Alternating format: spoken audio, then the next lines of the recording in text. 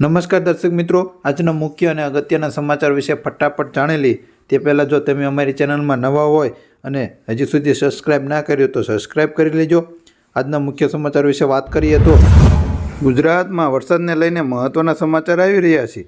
ગુજરાતમાં 3 દિવસ માવઠાની આગાહી છે। વલસાડ અને નવસારીમાં માવઠાની આગાહી કરાઈ છે।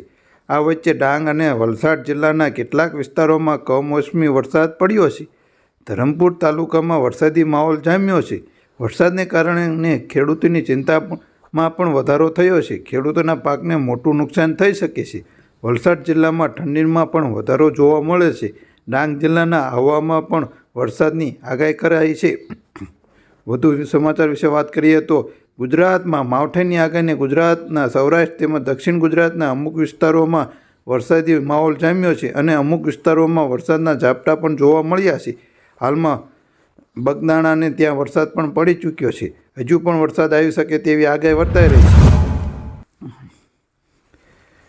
કલાકાર દેવાયત ખબર મયુરસિંહ રાણા પર જીવલેણ હુમલો કર્યા બાદ હજુ પોલીસ પકડથી દૂર છે। પોલીસ તેના વતન સહિતના આશ્રય સ્થાનોમાં તપાસ કરી રહ્યું છે। હજુ ધરપકડ થઈ નથી। મયુરસિંહના પરિવારજનોએ 48 કલાકમાં ધરપકડની માંગ કરી છે। જો ધરપકડ નહીં થાય તો ગાંધીજીને ત્યાં માંગ આંદોલન કરશે અને ચમકી ઉચ્ચારી છે। મયુરસિંહના મિત્ર પ્રદીપસિંહ જાડેજાએ પોલીસ સમક્ષ નિવેદન આપ્યું હતું। ગુજરાતમાં ઉત્તરાયણ પહેલાં સામાન્ય માણસ માટે ફરી મોટા સમાચાર આવી રહ્યા છે। રાજ્યમાં સિંગતેલના ભાવમાં 20નો વધારો નોંધાયો છે। નવા ભાવ મુજબ સિંગતેલના ડબ્બે ₹2650થી વધીને ₹2670 થયા છે। જોકે બીજી બાજુ કપાસિયા તેલના ભાવમાં ₹10નો ઘટાડો જોવા મળ્યો હતો।